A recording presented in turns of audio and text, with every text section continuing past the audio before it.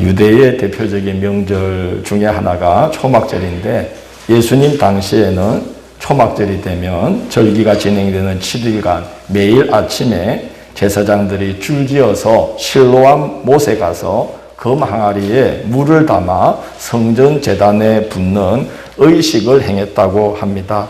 예수님이 오시기 약 200년 전쯤에 시작되었다고 하는데 그때가 이스라엘은 그리스와 로마로 이어지는 압제에 시달리며 메시아가 올 것을 갈망하는 메시아 대망론이 불붙기 시작한 때였습니다. 왜 금 항아리로 이렇게 성전 제단에 물을 부었느냐? 그것은 구약 성경이 메시아가 오실 것을 물과 연관지어서 예고한 곳이 많기 때문입니다. 이사야 12장 3절 보면 그러므로 너희가 기쁨으로 구원의 운물들에서 물을 기르리로다 하신 말씀이 있고 에스겔 47장 12절 보면 그 물이 성소를 통하여 나옴이라 예고하고 있고 스가랴 14장 8절 보면 그날에 생수가 예루살렘에서 솟아나겠고 라고 메시아를 통해서 회복될 이스라엘의 모습이 물과 연관되어 있습니다. 그래서 약속하신 대로 메시아를 보내주기를 고대하면서 초막절에 실로암 못에서 물을 길어서 성전 제단에 부었다고 하는데 성전 제단에 물을 부을 때에 성전 성가대가 할렐루야로 시작해서 할렐루야로 끝나는 시편이 있어요. 여러 편이. 그거를 찬양으로 부르고 또 뿔라파를 불면서 그 메시아 오기를 대망하는 의식을 행했다고 합니다. 아마 우리가 그 모습을 보면 참 장관이었겠다 생각이 듭니다. 그리고 초막절은 이스라엘이 출애굽하여서 광야에서 초막 생활하던 때에 하나님께서 이스라엘을 지키고 돌보신 역사를 기념하는 절기이기 때문에 반석에서도 물이 솟아나게 하여서 백성을 살게 하신 하나님의 은혜를 기념하기 위해서 실로암 못에서 물을 기르다가 성전 제단에 붓는 일을 예수님 오시기 200년 전쯤부터 행하고 있었다고 합니다. 7일간 매일 아침마다 물을 붓는 의식이 진행된 후에 8일째는 순례에 참여한 모든 이들이 성회로 모이기 위해서 성전으로 모입니다. 그래서 37절을 보면 그날을 가리켜서 명절 끝날 곧 큰 날에라고 표현한 것입니다. 실로암 물을 매일 아침마다 성전 제단에 붓는 의식이 끝난 그 다음날 사람들이 성전에 모였을 때 예수님은 성전 마당에서 큰 소리로 외치시는 거예요. 누구든지 목마르거든 내게로 와서 마시라. 나를 믿는 자는 성경의 이름과 같이 그 배에서 생수의 강이 흘러나오리라 하고 목이 터지도록 외치신 겁니다. 왜 그러셨을까요? 안타까워서 그러신 거로 생각됩니다. 메시아가 이미 오셨는데 인류를 죄와 사망에서 건져내실 그리스도가 이미 오셨고 지금 그들에게 성전 마당에서 초막절 기간 동안 말씀을 하셨고 그런데 그 말씀을 들을 생각은 않고 믿을 생각은 않고 실로암 못에서 물을 기르다가 성전 제단에 부으면서 메시아를 보내달라고 헛수고 헛기대를 하고 있으니까 예수님 마음이 얼마나 안타까우셨을까 생각이 됩니다. 지난 주일에 생명의 떡이신 예수님에 대해 말씀을 나눴는데 예수님을 통해 생명을 누리려면 육적 신앙에서 영적 신앙으로 도약해야 한다 하는 말씀을 나눴어요. 목사님, 먹고 사는 게 전쟁 같은데 무슨 한가하게 육적 신앙, 영적 신앙 따질 겨를이 어디 있습니까? 그렇게 생각할 수도 있습니다. 그런데 성경에 내 영혼이 잘됨 같이 내가 범사에 잘되고 강건하기를 내게 간구하노라 하는 말씀이 있고 너는 범사에 내 하나님을 인정하라. 그리하면 그가 너를 지도하시리라. 내 길을 지도하시리라 하는 말씀이 있어요. 영적인 것과 육적인 것은 절대로 무관하지 않고 긴밀히 연결되어 있다는 겁니다. 지난 주간 성경 통독이 사무엘상을 시작했는데 사무엘상 22장 3절을 보면 하나님께서 이렇게 말씀하시는 걸 볼 수 있습니다. 나는 나를 존중히 여기는 자를 내가 존중히 여기고 나는 나를 경멸하는 자, 멸시하는 자를 내가 경멸하리라 하는 말씀이 있습니다. 이어지는 그 사건은 하나님께서 존중히 여기시면 어떻게 되는지를 사무엘과 그의 부모 한나와 엘가나를 통해서 보여주시는 거고, 하나님을 멸시하는 자를 하나님께서 경멸하기 시작하면 그가 어떻게 되는지를 보여주는 게 엘리 제사장과 그의 두 아들 홈리와 비느하스, 그리고 법궤를 훔쳐갔다가 혼쭐 나는 블레셋, 그리고 그 언약궤를 가볍게 여기고 뚜껑을 열어보았던 베셈에서 사람들을 통해서 하나님께서 멸시하기 시작하면 그 사람이 어떻게 되는지를 보여주는 내용이 거기 기록되어 있죠. 영에 속한 것이 육에 속한 것을 결정짓는다, 이렇게 말해도 과언이 아닙니다. 영에 속한 것이 육에 속한 것을 결정짓는 것이죠. 하나님의 말씀이 희귀하여 사람들이 다 자기 소견에 옳은 대로 행하다가 역사가 혼돈의 소용돌이에 빠져든 사사시대인데, 그 사사시대가 어떻게 흑암에서 벗어나나요? 어떻게 사사시대가 끝장을 맺습니까? 하나님의 말씀에 귀 기울이는 사무엘을 통해서 하나님께서 이스라엘에게 살 길을 지시하지 않습니까? 그래서 이스라엘 백성들이 사무엘의 말에 순종해서 미스바로 모여서 성회로 모일 때에 그들은 사사시대를 종결짓고 다윗 시대의 위대한 역사를 향해서 한 걸음 내딛게 됩니다. 신앙이 삶에 영향을 끼치고 삶을 결정짓는 것입니다. 영이 육에 속한 것을 다스리는 것입니다. 그래서 우리가 육적 신앙에서 영적 신앙으로 반드시 도약해야만 되는 것입니다. 얼마 전에 영동 지역에 산불이 크게 났습니다. 요즘은 산불 나면은 헬기가 먼저 뜨더라고요. 두두두두두 하고 다 떠가지고 거기서 그 위에서 산 전체를 내려다보면서 관제소에 연락해서 지금 바람이 어느 방향으로 불고 불길이 어느 쪽으로 가고 있으니까 사람들을 그쪽으로 보내라고 막 지시를 하죠. 그러면 그 사람들이 그 지시를 따라서 가가지고 불을 끄는 거예요. 그걸 사람들이 달려든다고, 사람들만 달려든다고 되는 일이 아니죠. 위에서부터 조망을 해야만. 그래야 그 사태를 다 파악하고 종결지을 수가 있어요.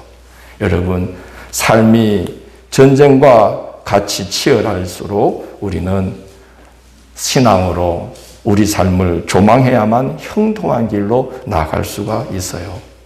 그래서 아무리 우리 삶이 전쟁 같아도 육적인 것에만 매달려 있으면 안 되고 반드시 영적 신앙으로 영의 끝들을 앞세우고 기도를 앞세우는 우리의 신앙이 되어야만 하는 거예요. 아브라함 링컨 대통령이 집무실에 기도실을 마련하고 늘 1시간 이상의 기도를 꼭 드렸다고 그럽니다. 남북전쟁의 긴박한 순간에도 그는 늘 하듯이 1시간 이상의 기도 시간을 놓치지 않고 기도하니까 참모진들이 카카라는 말을 좀 안 쓰죠.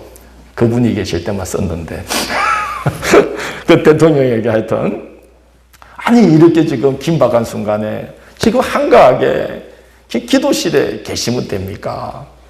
어떻게 이렇게 긴박한 순간에 기도하실 수 있습니까? 그랬더니 링컨 대통령이 그렇습니다.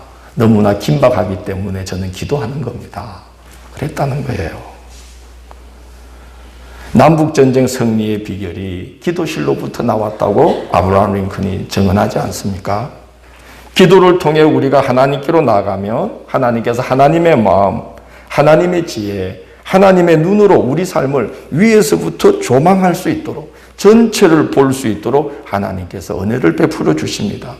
그래서 영혼이 잘된 같이 범사가 잘 되고 형통케 되는 은혜가 주어지는 것입니다.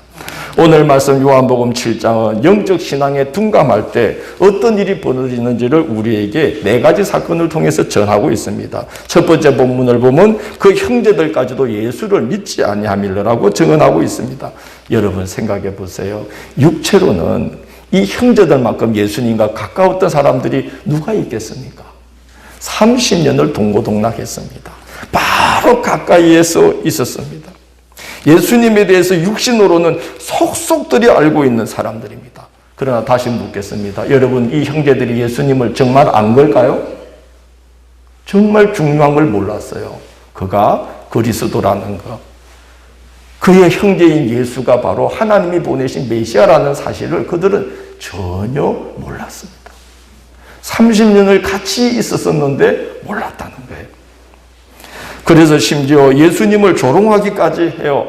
갈릴리 촌에서 지금 메시아 이러고 하고 있지 말고 빨리 예루살렘에 가서 메시아로서의 능력을 나타내라고 말합니다. 그 조롱하고 있는 겁니다.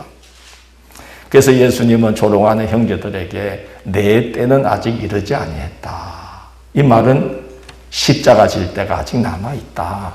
이 말은 메시아로서의 내 일은 너희가 생각하는 것과 달리 십자가를 지고 사람들의 죄를 대신 담당하여 그들을 죄에서 건져내는 것이 메시아의 일이다 하고 말씀하고 계신데 형제들은 그 말이 귀에 들어올 리가 만무한 것입니다.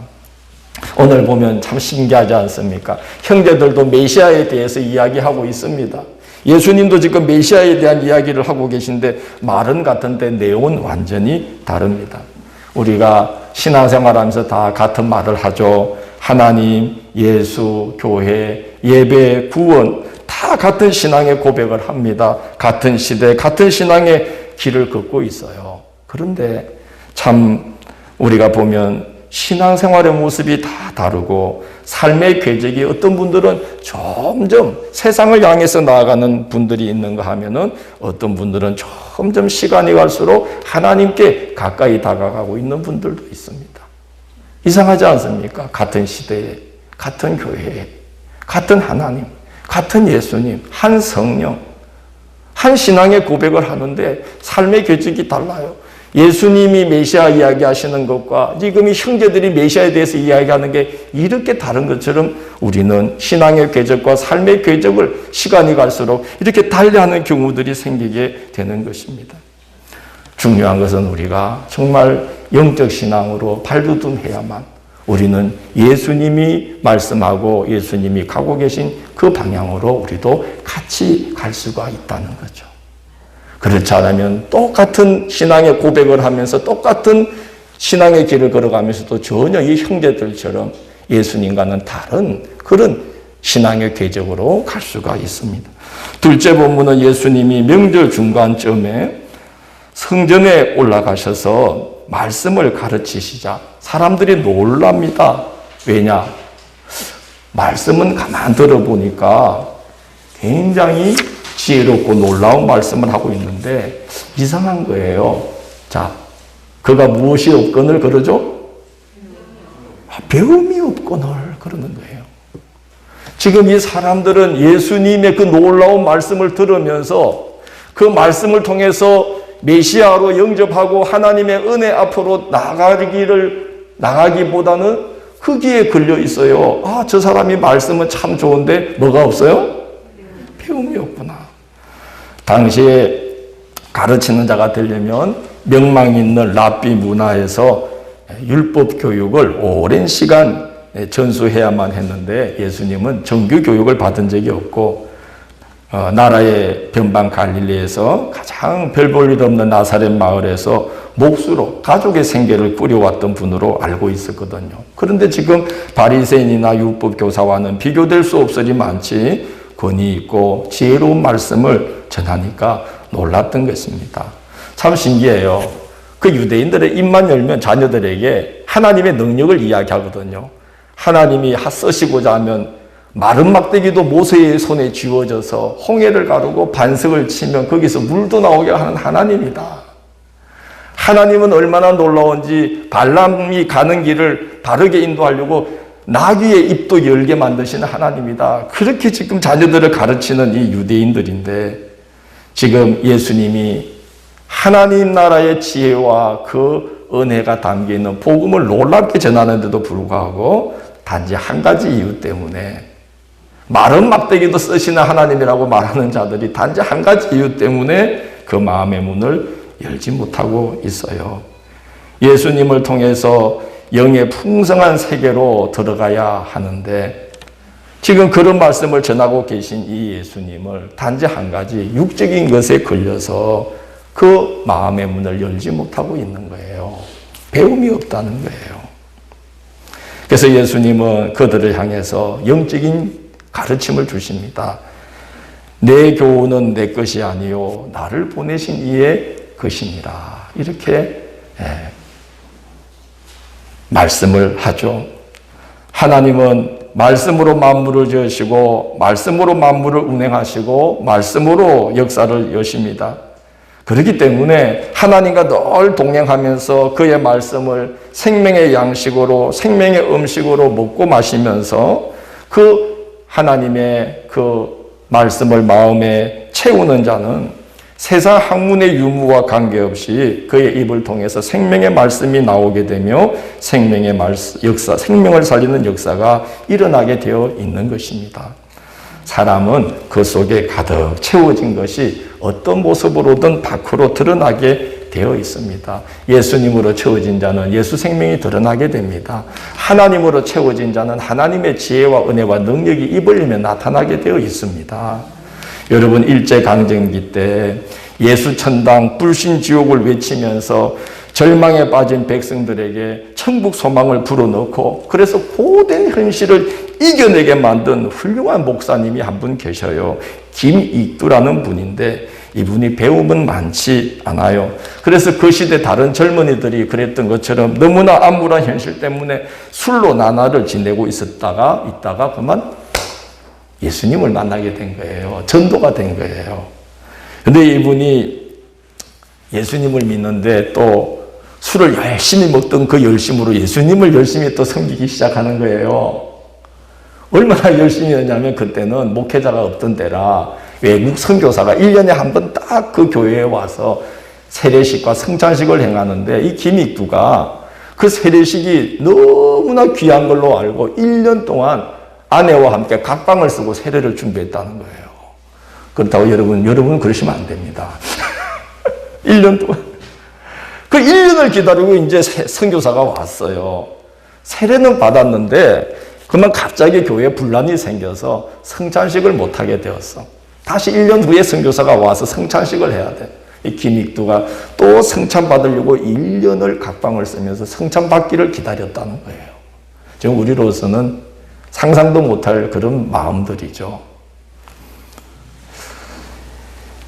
여러분 그 김익두가 1년 후에 성찬을 받는데 그렇게 세례를 받으니까 물 세례만 받은 게 아니라 어떤 세례를 받을까요? 성령의 불 세례를 받는 거예요. 그냥 성찬 받는데 그게 진짜 예수님 살과 피를 진짜 먹고 마시는 은혜가 임한 거예요. 그래서 속에 하나님의 은혜와 능력과 예수 생명이 확 들어온 거예요. 그래서 이제 입을 열어서 나가서 전하기 시작해서 안전할 수가 없어. 불이 타니까. 그래서 배움은 부족하고 말씀도 아직 부족하니까 가장 간단한 걸 전하는 거야. 뭐죠? 예수, 천당, 불신. 지금은 이제 나가서 그러면 사람들이 저기 미쳤나 그러지만 그 시대는 그 또 김익두는 성령이 충만한 가운데 했기 때문에 사람들이 그 간단한 복음 선포에도 은혜를 받았어요.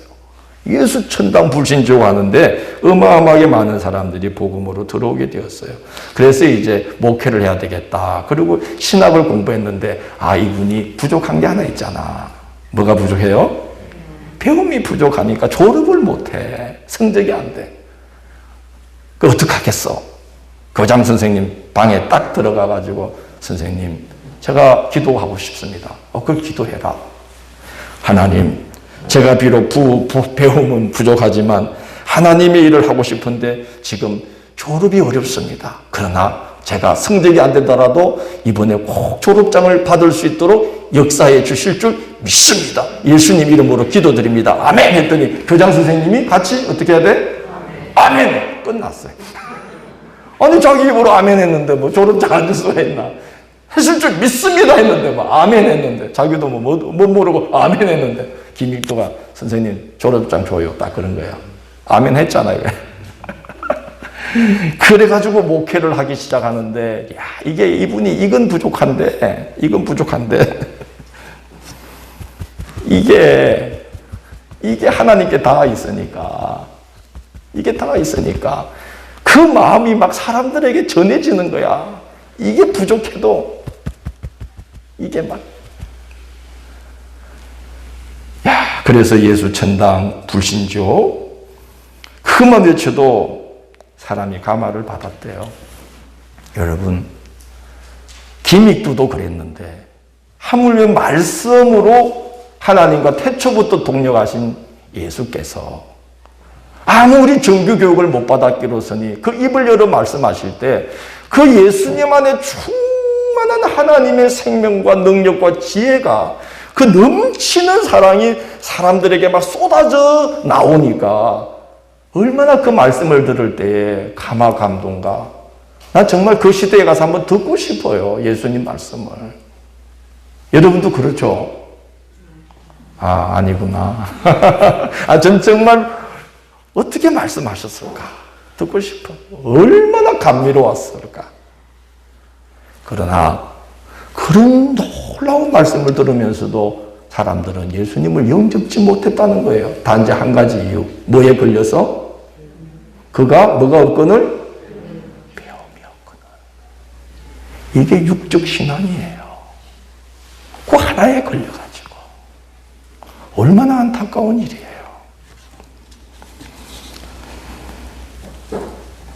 그래서 예수님이 사람이 하나님의 뜻을 행하려 하면 이 교훈이 하나님께로부터 왔는지 내가 스스로 말함인지 알리라. 그렇게 말씀합니다.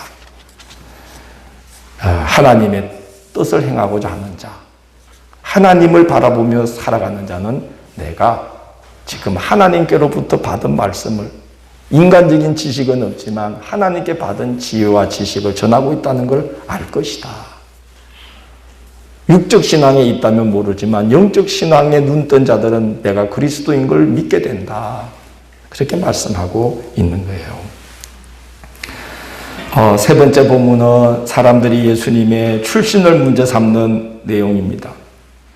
예수님이 육신으로는 갈릴리 출신이요. 갈릴리 중에서도 거기서 무슨 선한 것이 나오리요 하는 나사렛 사람입니다. 근데 그게 사람들에게는 걸림돌이 되었다는 거예요. 그래서 예수님은 당신의 출신이 어딘지를 말씀해 주시죠. 지금은 너희가 지금 내가 어디 출신인지를 알고 있다고 말한다마는 나를 보내신 이는 참되시니 너희는 그를 알지 못하나 나는 아노니 이는 내가 그에게서 왔고 그에게서 그가 나를 보내셨음이니라고 말씀합니다. 지금 예수님은 당신의 출신을 말씀하고 있는 거죠. 갈릴리 나사렛이 아니라 그건 육으로 볼 때 갈릴리 나사렛인데 너희가 영으로 본다면 내가 어디서부터 왔다는 거예요? 하늘로부터 하나님께로부터 온 것이다. 내 출신은 하늘이다. 그 말씀을 하고 계신 거예요.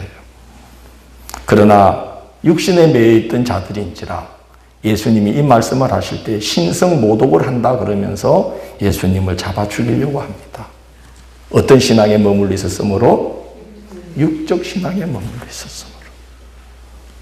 주님의 출신, 인간적인 출신을 문제 삼아서 마음을 열지 않는 거예요.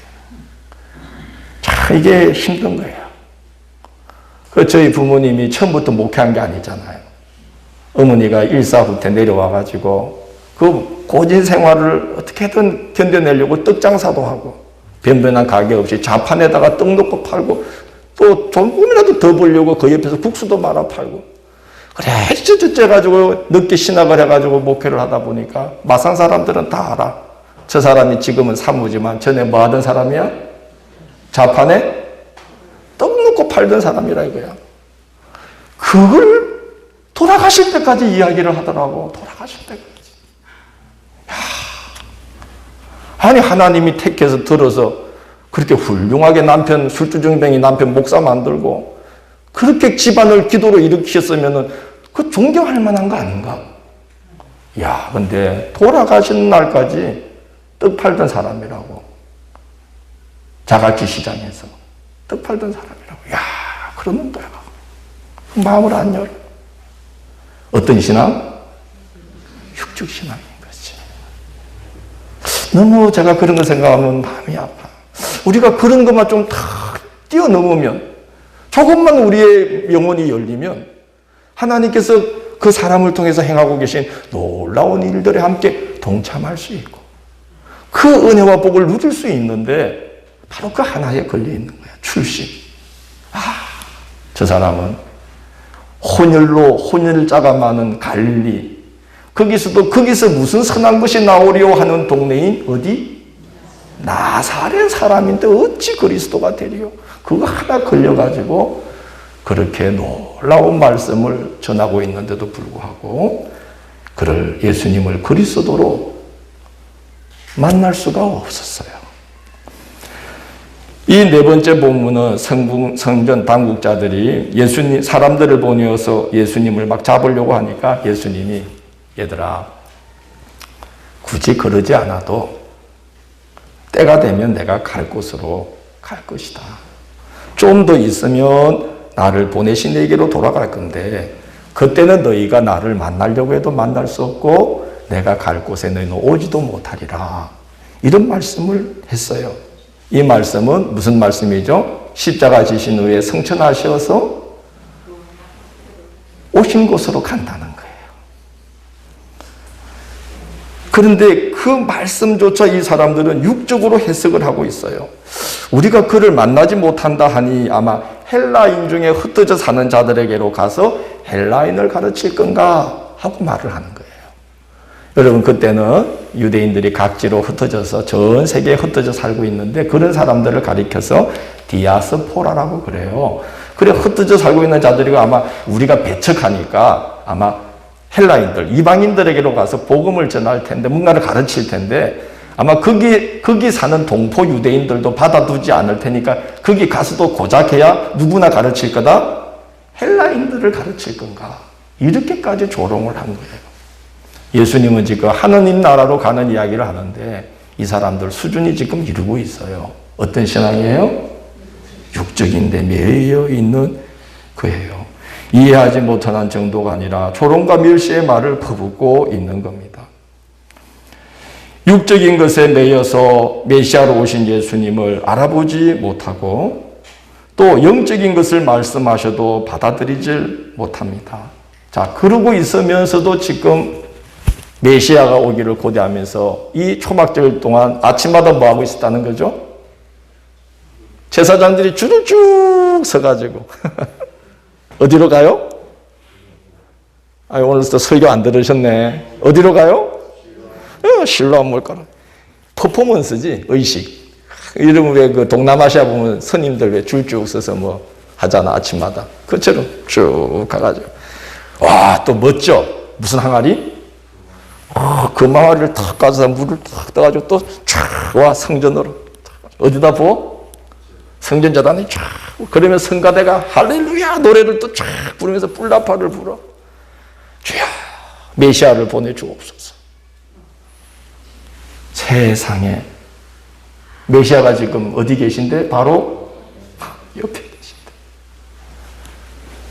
영적인 눈을 뜨지 못해서 당신 우리 형제에 불과한데, 당신 갈릴리 사람인데, 당신 배움이 없는데, 당신은 우리에게도 배척당해서 이제 외국 나가도 헬라인이나 가르칠 주제인데 이러고 있으니까 예수님이 얼마나 안타까우신지 그들을 향해서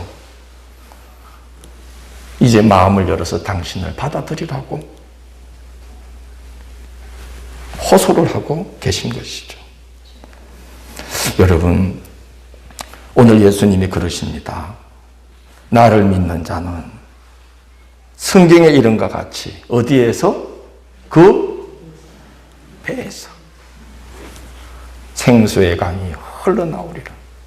여러분, 유대인들에게 있어서 이 배라는 것은 뭐냐 하면요, 인간의 생각과 감각과 정서와 욕망의 가장 깊은 원천을 그들은 배와 심장이라고 믿었어요.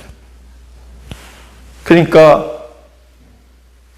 배에서부터 생수가 강같이 흘러나리란 말은 이제 성령이 너희에게 임하셔서 너희의 존재의 가장 깊은 곳에 들어오셔서 너희들을 가장 깊은 차원에서부터 변화시켜 주신다는 거예요. 정결케 해 주신다는 거예요. 정말입니다. 여러분에게 성령이 임하고 육적 신앙에서 영적 신앙으로 변화가 자꾸 일어나기 시작하면 사람이 희한해집니다. 성을 그리 잘 내던 사람이 뭘 잘 안 내? 정말이에요. 성을 잘 안 내. 그렇게 걱정 많던 사람이 뭘 안 해? 걱정이 안 돼. 할렐루야. 걱정을 안 해. 왜? 지금 그 배, 나의 가장 존재의 깊은 곳이 늘 불안했는데 하나님의 생명의 속에 싹 들어와서 그 가장 깊은 곳을 만져주시니까 변하는 거야. 깊은 곳에서부터. 존재의 뿌리가 흔들리지 않는데 뭐 걱정을 해? 화도 안 나. 그렇게 따지지도 않아. 따질 거 없어. 왜? 누가 다 해주실 건데? 하나님 다 해주실 건데. 바뀌는 거야. 배에서 생수의 강이 흘러난다는 말은 너의 존재의 뿌리부터 변하게 될 거라는 거예요. 예수 정말 믿으면 변화됩니다. 영적 신앙으로 발돋움을 하면 변화가 놀랍게 시작이 됩니다. 저 사람이 왜 저렇게 희한하게 전에 사람이 아니네 이렇게 되는 거예요. 여러분, 영적 신앙이라고 해서 뭐 신비로운 걸 말하는 게 아닙니다. 당언해야 되고 예언해야 되고 뭐 막 자빠져서 입신해야 되고 이상한 걸 봐야 되고 그게 아니에요. 예수님 영적 신앙에 대해서 이렇게 말했어요. 내 살을 먹고 내 피를 마시는 자는 내 안에 거하고 나도 그 사람 안에 거하나니. 이게 영적 신앙이에요. 그냥 일주일에 한 번 시간 되었으니까 아유 교회 가야지. 안 가면 찝찝하니까 한 2번, 3번 안 가다가 와야지. 지난 주간에 우리 사촌 형수가 죽었잖아요. 부산에.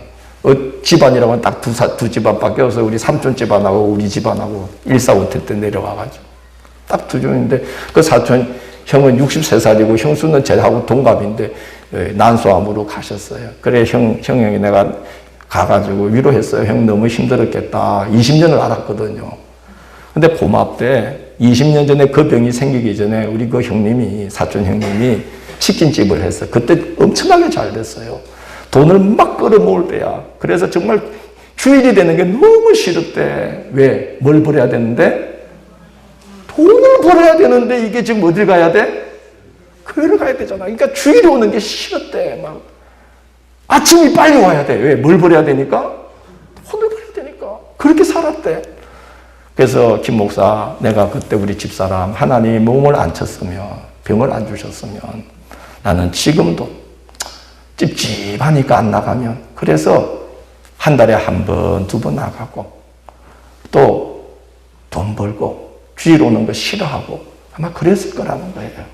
하나님께서 싹 다 거두어 가셨거든요. 그리고 몸을 힘들게 만들어서 주님만 바라보게 하시면서 20년 지내는 동안 이제는 회복시켜 주셨어요. 가정도. 너무 감사하대, 자기는.